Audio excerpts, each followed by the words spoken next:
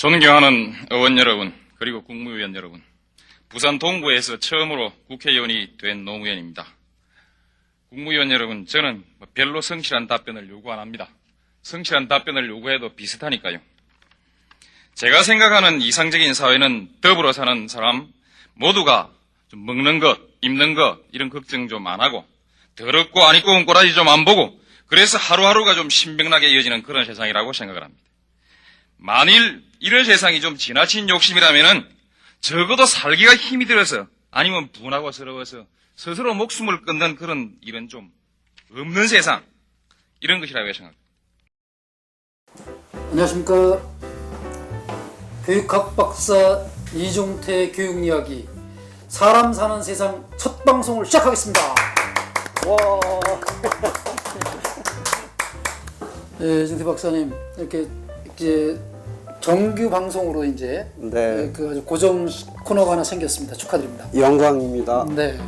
그 이종태 박사님의 교육 이야기를 시작할 때 사람 사는 세상으로 타이틀을 정하자 이렇게 하셨어요. 예. 사람 사는 세상 그거는 노무현 대통령의 트레이드 마크 아닙니까? 그렇죠. 지금도 네. 노무현 재단이 사람 사는 세상이죠. 그렇죠. 명사가. 그렇게 돼 있죠. 예, 그렇게 됐습니다. 그러면 노무현 재단에서 왜 우리 거 사칭하냐 이렇게 항의 들어오면 어떡하죠? 죄송합니다라고. 혹시 노무현 재단에 지금 뭐 맡고 계신 거 있나요? 아니요, 그냥 그 처음부터 후원 회원으로만 있고요. 후원으로만 있으시고, 예. 근데 그 인연이 된 게 네, 2010년에 네, 네. 제가 주제넘게 시리 그 선거를 나갔었어요. 2010년 준비를 했죠. 준비. 안양시장에 이제 출마를 예, 이렇게 예. 두 번째 출마했는데 시장에 아, 예, 예. 그때 출판 기념회를 한다고 부랴부랴 책을 만들었어요. 네, 네. 그때 책 제목이 그 책을 가졌어야 했는데 그랬어요. 그때 책 제목이 네. 사람 사는 세상을 어, 꿈꾸다. 사람 사는 세상을 꿈꾸다. 예, 예. 2010년부터 이미 도용하시기 시작한 거예요? 뭐 그때는 도용이라기보다는 워낙 노 대통령님이 워낙 그걸 쓰시고 많은 사람이 그걸 이제 애용하니까 저도 애용한 거죠. 보통 명사화되어서. 예. 예, 예. 그래요. 좀 더 실은 이제 그 같은 이미지를 언제부터 제가 이제 가지고 있었냐면 네, 제가 대학 4학년 때 이제 구로공단에 야학을 네, 네, 갔는데 그렇죠. 그때의 그 학생 수가 제법 많았어요. 구로공단에 그 제가 이제 나갔던 야학이 야학에. 예. 그냥 이렇게 천막치고 하는 그런 정도 야학이 아니라 그 야학을 하는 교장 선생님이 건물을 뭐 2, 3층인가 2, 3, 4층인가 빌려가지고 아, 학생이 무려 한 3, 400명 되고 그랬어요. 저녁에는 쫙 와가지고 와. 그때 그 학교에 교가가 있었는데 내가 네. 자세히 가사가 생각나지는 않지만 그때 누구나 사람답게 뭐 살자라든가 뭐 그런 세상을 만들자는 가사가 좀 있었어요. 네, 네, 네. 뭐 저는 그런 노동현실이나 이거는 워낙 익숙했기 때문에 왜냐하면 제가 방직 공장 다니는 누나들하고 같이 자취하면서 이제 학창 생활을 보냈기 때문에 예. 그건 익숙한데 그때 누구나 사람답게 살자라고 하는 그 문구가 굉장히 좀 인상 깊었었죠. 네, 네, 네. 그런데 그게 어떻게 해서 이제 그때가 제가 78년이었고 노 대통령님이 등장해서 이런 활동을 하신 게 2003년, 4년 이때잖아요. 네, 네. 2002년부터. 그렇죠. 네, 그러니까 어쨌든 그때 그 두 말이 사람답게 살 수 있는 세상, 그게 사람 사는 세상으로 이제 줄여진 거죠. 네, 네. 그래서 저한테 필히 꽂힌 거죠. 아, 그래서 이제 책 제목을 뭘로 할까 하다가 시간도 없고, 내가 제일 좋아하는 문구로 하자. 그렇게 해서 이제 책 제목. 사람 사는 세상을 꿈꾸다. 예. 꿈꾸다. 예. 그 표지를 나중에 보내드릴게요. 네, 네. 그런 사람 사는 세상과 구로공단에서 야학, 그 노동자들이죠 주로. 그쵸. 그 야학에 오는 학생들 3, 400명 되는 예. 그 학생들이 그런 구로공단의 경험, 또 사람 사는 세상, 이게 이중태 박사님이 전공한 교육학과 어떻게 연결된 거죠? 되게? 그러니까 처음에는 저도 이제 그냥 정의 관점 뭐 이런 관점에서만 교육을 받고 네, 네. 그런데 이제 그 노무현 대통령님이 초선 국회의원이 됐을 때 저 스타로 만들었던 청문회가 있었잖아요. 광주 청문회. 아니 그렇죠. 광주 청문회. 오공 청문회. 오공 청문회. 오공 청문회. 그때 이제 그 정주영 대표를 향해서 그 발언하는 그 영상 이제 따로 보실 겁니다만 거기에서 이분이 내가 꿈꾸는 세상은 이런 세상이다.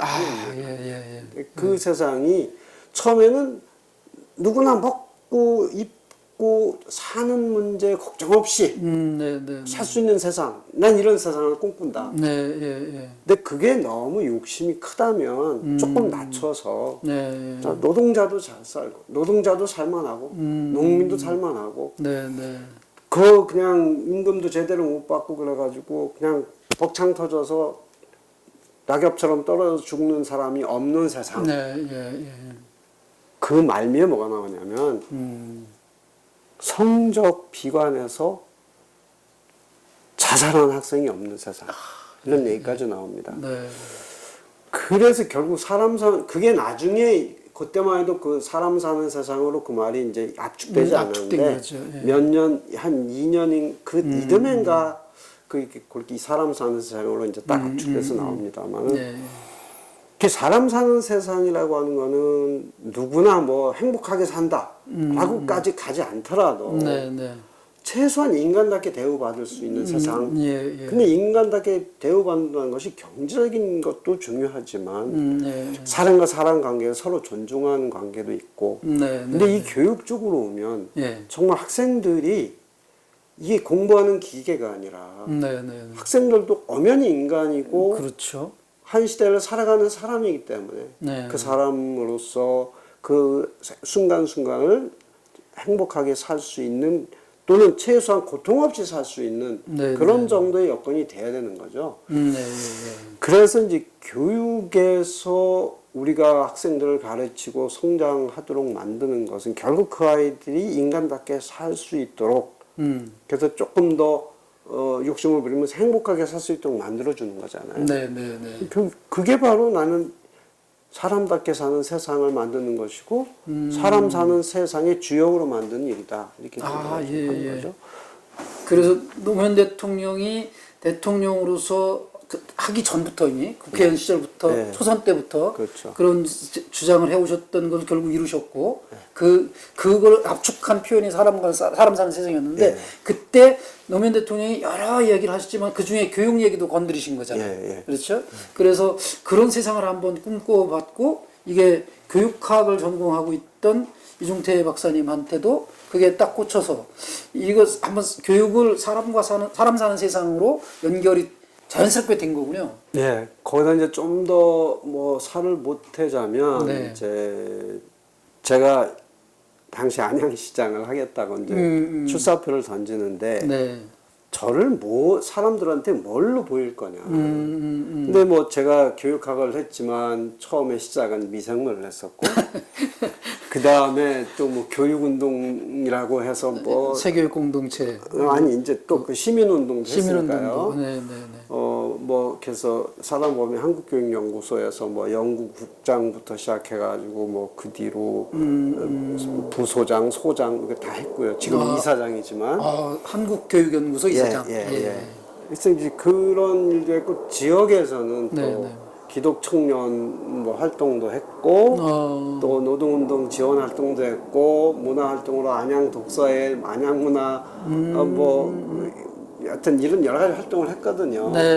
시민운동을 아주 열심히 하셨네요. 그다음에 안양 지역 시민연대 뭐 대표도 하고 뭐 이러다 보니까 그런 여러 가지를 한 단어로 표현할 수 있는 게 뭘까? 내가 왜 공부하라는 공부만 열심히 하고 이것저것 하면서 그 뭔가 뭐 그런 일을 했을까 하는 게 하라는 공부 안 했다고 그러면 또 시청자분들이 욕해요. 그러니까 안 했느면 어떻게 교육학 박사를 땄어 이렇게.